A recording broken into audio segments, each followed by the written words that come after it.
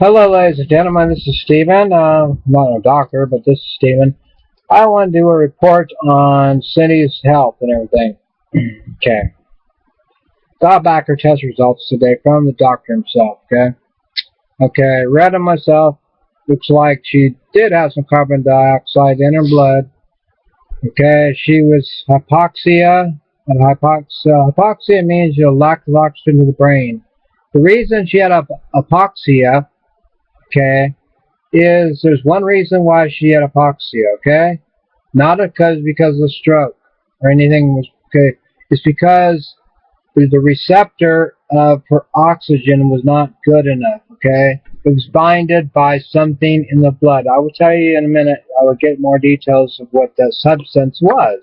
That substance was called carbon dioxide. Carbon dioxide breaks down and binds, okay, binds down into that and takes away receptors, nothing else. Reception, like reception of football. When you throw a football to somebody and you miss it, geez, you're out of it, right? You miss, you don't get nothing, right? So the same way with your brain, like on a pillow at night. When you sleep at night a certain way at night on your pillow, okay, especially with people that's got sleep apnea, okay. People must have their head laid back in a position like this. Okay, not to the side, not this way, like this, because they've got cranial nerves. You got, posterior nerves. You got all these nerves in here, motor nerves. All kind. There's a bunch of nerves that you can irritate, and you got arteries within the region of the back of the neck and under the neck, and the lymphatic system too. Okay, and underneath your ear, carotid arteries too. That ain't gonna squeeze it, actually pinches that off that much. But to keep yourself perfectly in alignment as your posterior, I'm talking about posterior now too, you want to have a good position, about 6 to 9 inches, about 6 inches above the pillow, I believe it is, I think they said. Okay, you want to have a good posture, basically, when you're sleeping, okay? And if you have swelling in the legs or feet, that's another thing too. But you want to kick up your feet naturally, about 6 inches higher than you're elevated a little bit. But anyway, I won't get to the point about her test again. Okay, here's the point about her test. She is 4.2. Okay, if I remember right, calculations here now. Okay, 4.2 was too high. Okay, so that shows she could have had she has it. She was hypoxic. Hypoxia. Okay? Hypoxia. That's they have hypoxemia, they have hypoxic. Okay, so actually they have so many different ones. They have the trying to think of the other one too. So just saw it tonight. Oh damn, something. Never mind about that. Anyway, I'll get to that later. I'm talking about the most important things anyway. Okay, she was dehydrated severely, so they give her IV fluids. Okay, that's number 2.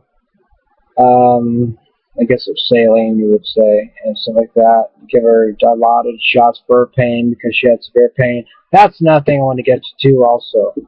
Hypoxia, when you get hypoxia, severe, what happens when you get lack of oxygen, that's what hypoxia is, basically, is lack of oxygen to the brain. Okay. So when you shut off the oxygen barrier to the brain, it's either stroke, carbon dioxide, gets mini stroke, carbon dioxide, or major stroke coming on, aneurysm, vasospasms, a lot of things. Okay, and also, high cholesterol. Anything that blocks the major artery, carotid artery, or any part of blood flow to the brain itself. That's what I'm telling you, and that's what's this proven fact.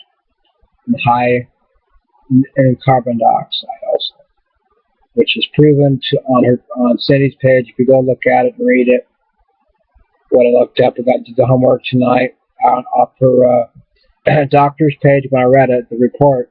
That's what I came up with. His scenario. It's hard to read his writing. Very hard to read doctor's writing. So I had to use my brain, my own intelligence, which is kind of hard to do. So I don't have a lot of intelligence, but I try my best, you see. I told you, like I told you guys in the past, I did psychology, but it's been a while. Psychology doesn't mean I can read writing, okay? I'm terrible with English. So, but I ain't terrible as far as, I'm a terrible writer, but I'm getting better, so. I'm getting better at my spelling. My spelling sucked, except when it comes to medical now, but I'm starting to get better at medical spelling. So I make myself do it, because I constantly go over the word over and over and over again until I learn. Just like I would start with first grade again, because that's like starting over again, But anyway, they gave her IVs, gave her some dyes, gave her some, stuff for the CT scan and stuff like that. Some, anyway, so they can see him that she does have, listen, very important, guys, fatty liver, and that's another thing.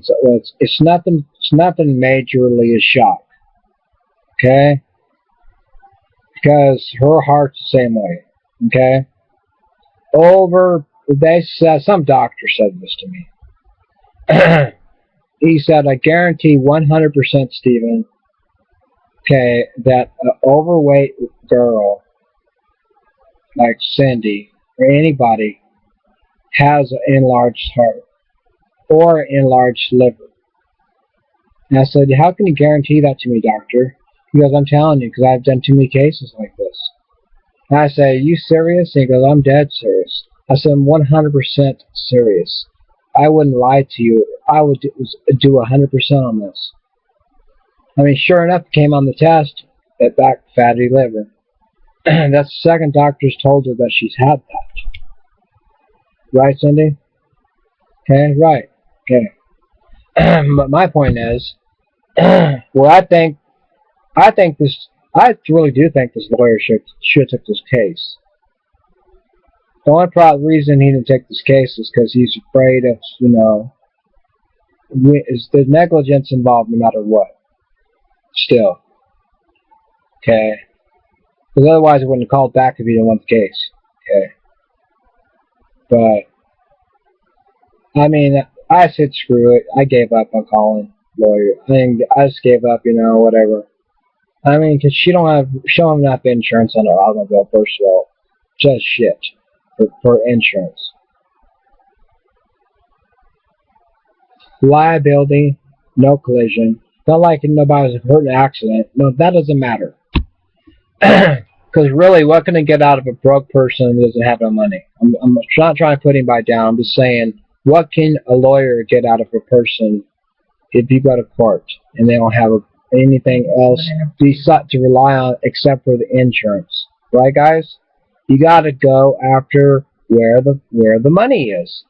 Just like if she had stocks, bonds, or offshore accounts that they didn't know about. If she had an offshore account, I guarantee Larry H. Parker would be on the phone with me in a heartbeat. He'd be saying, Stephen, let's do it. Let's go after this. Let's do it. Come on, Stephen, let's do it. When do I start writing a letter? Right now, right this minute, because that's what he said the day I talked to him. He said, "Don't let this." I put him off. I did. I put Larry H. Parker off. I said I'll call you back later. I'm busy right now. He goes, well, Steve, in cases like this, you can't just let him go like this. You got to understand. You got to get on top of things faster than that. And there was a lot of things going on that day. I wasn't thinking straight. I was kind of woke up and everything, blah blah blah, and stuff like that. I put his ass off. I shouldn't have did it. It probably made him mad, which I could tell it did make him mad a little bit. Maybe that's why he didn't want to take case. Another reason why he didn't take the case too. But I think I did wrong. But also I got thinking about it for a while, because really, when I went through another case in the future, in the past, not the future, but the past. This one lawyer is a hotshot lawyer. That we got an car accident. Shannon and I, excuse me, take that word back. Okay, my wife and I, okay? We got rear-ended, okay? Some old lady got ran over by an 81-year-old bowler. That was just a funny joke I left for the lawyer, you know. I didn't think nobody would like it. Everybody loved it. Everybody thought it was funny as heck. Everybody said, ha ha ha, you got run over by an 81-year-old bowler. And I said, I sure did. And I said, you took that, you laughed about that? I said, we would laugh our asses off down here at the office and everything. Did you get our information now? What do you got? And I said, oh, I got skid marks, got parts right all over the place, and everything. Okay, I'm going to send a guy tomorrow. Is that all right? Come out tomorrow? I said, yep, 2 o'clock. He said, okay. That guy wasn't 1 minute late. He was out there at 2 o'clock. He took pictures of all the skid marks, proof of all the skid marks, everything. Everything worked out perfect. From A to B to C, and then I had to go to therapy every single day. Me and Cindy went, whoops, take that out. Bink, blank. Me and my ex-wife, okay, take that out. Blink, beep. Okay, me and my ex-wife, I know I'm thinking about this other case, whatever I was going to pursue, but I'm not going to. But anyway, because I gave up. But, see, that's the problem, giving up, is you don't get nothing. Because Larry H. Parker said I can get another lawyer in a heartbeat. They'll take the case. Negligence, lawyer. Because has she fixed it? That's what he asked. No. The answer is no. Okay. But if she moves the car and keeps on moving the car next door where she lives, which she has she has a right because she lives there, but she don't have a right to kill somebody. That's murder. Right? Yes, murder. Because we ended up with damages already. I could tell you right now, just off the top of my head, what Cindy could have in the future.